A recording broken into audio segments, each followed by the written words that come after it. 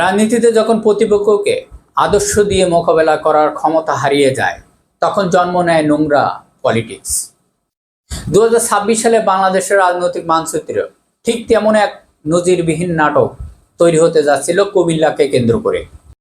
দর্শক, ছাত্র শিবিরের প্রভাবশালী নেতা জিসানকে কেন্দ্রে রাজনৈতিক মঞ্চ থেকে চিরতরে মুছে ফেলার জন্য যে নিখুঁত মাস্টার প্ল্যান তৈরি করা হয়েছিল, তা চক্রান্তকারীদের নিজেদের গলায় ফাঁস হয়ে দাঁড়িয়েছে। দর্শক, বিএনপি যারা ভেবেছিল একটি ব্যক্তির স্ক্যান্ডাল দিয়ে পুরো মাঠ থেকে ফাঁকা করে দেবে এবং গণমানুষের মন জয় করে ফেলবে, কিন্তু না, আজ সেই পদ্মার আড়ালে সেই গোপন ফাইল আমরা ওপেন করে দেখাবো। কিভাবে জিসানকে ফাঁসাতে গিয়ে উল্টো নিজেদের রাজনৈতিক খাদের কিনারায় এসে দাঁড়িয়েছে বিএনপি, আর সমস্ত জল্পনা কল্পনা সত্য করে শিবিরের এই মহা ঐতিহাসিক বিজয় তৈরি করে দিল। দর্শক, এই ভিতরে চক্রান্ত রসায়ন বুঝতে হলে আমাদেরকে একটু পিছনে ফিরে তাকাতে হবে। শেখ হাসিনা সরকারের যে অন্ধকার আমলের কথা মনে আছে? যখন কোনো শক্তিশালী প্রতিপক্ষকে রাজপথে দোবানো যেত না, তখন রাষ্ট্রীয় শক্তি সর্বোচ্চ অপব্যবহার করে তাদের ব্যক্তিগত জীবনকে টার্গেট করা হতো। ঠিক যেভাবে মামুনুল হকের রাজনৈতিকভাবে নিঃশেষ করতে পুরো গোয়েন্দা সংস্থা নীল নকশা সাজিয়েছিল, আজকে নতুন বাংলাদেশ হয়েও কি বিএনপি সরকার সেই একই নোংরা ডায়েরির পাতা উল্টাচ্ছে? দর্শক, জিসানের ক্ষেত্রে যা ঘটছে তা কোনো বিচ্ছিন্ন ঘটনা নয়, বরং এর পিছনে রয়েছে সুদূর প্রসারী পলিটিক্যাল ইঞ্জিনিয়ারিং। জিসানকে গুম করা, অপচেষ্টা এবং তার চরিত্র হননের চেষ্টা প্রমাণ করে যে ফেসিবাদ হয়তো বিদায় নিয়েছেন, কিন্তু চক্রান্তের সেই পুরনো কারিগর আজও বহাল রয়ে গেছে। এবার আসা যাক সেই নির্মম সত্যর জায়গা, যা নিয়ে চক্রান্তকারীরা সবচেয়ে বেশি সরবরাহ করার চেষ্টা করেছে। জিসান এক বিধবা নারীর সাথে সম্পর্কে জড়িয়েছিলেন।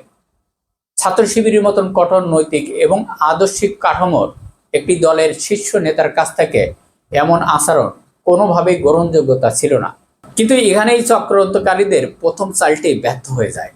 তারা ভেবেছিল অন্য সাধারণ দলগুলোর মতন শিবিরও হয়তো তাদের নেতাকে বাঁচাতে অপরাধের ধামাচাপা দেবে, আর সেই সুযোগে তারা পুরো দলটাকে কাঠগড়ায় দাঁড় করাবে। কিন্তু জামাত শিবিরের ক্ষমতার দাপট এবং রাজনৈতিক স্বার্থ দেখেনি তারা সেকেন্ডের মধ্যেই জিসানকে দল থেকে স্থায়ীভাবে বহিষ্কার করে এক নজিরবিহীন উদাহরণ তৈরি করে। দর্শক, তাহলে আসল রহস্যটা কোথায়? জিসানকে দল থেকে বহিষ্কার করার পরে কেন রাষ্ট্র এবং প্রশাসন এটাকে নিয়ে বড় গুমের নাটক সাজাতে গেল? এই প্রশ্নের উত্তর লুকিয়ে আছে চক্রান্তকারীদের আসল মুখোশ।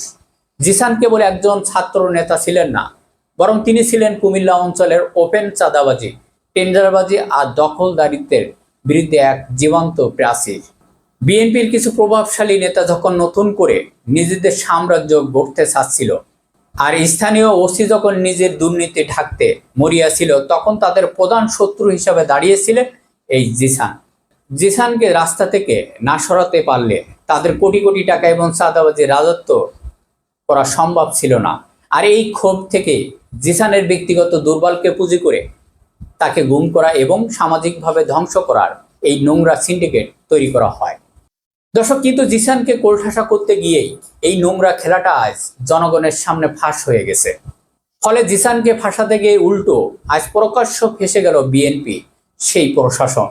চক্রান্তকারীরা ভেবেছিল একটি চাল দিয়েই তারা মাঠ থেকে শিবিরের শক্তিকে কোলঠাসা করে ফেলবে, কিন্তু বর্তমান 2026 সালে বাংলাদেশের সচেতন জনগণ এই সস্তা প্রপাগান্ডা আর নোংরা খেলা বিশ্বাস করেন না। মানুষ যখন দেখলো যে জিসানের ব্যক্তিগত ভুলটাকে ঢাল বানিয়ে আসলে একটি পুরো অঞ্চল চাঁদাবাদী এবং দুর্নীতিবাজ প্রশাসনকে আড়াল করা হচ্ছে, তখনই পাশার দান উল্টে গেল। যে বিএনপি ভেবেছিল এই একটি ঘটনার পর তারা এককভাবে মাঠ দখল করবে, আজ সাধারণ মানুষের তীব্র ধিক্কায় মাঠ পর্যায়ে তারা চরম গণবিচ্ছিন্ন হয়ে পড়েছে।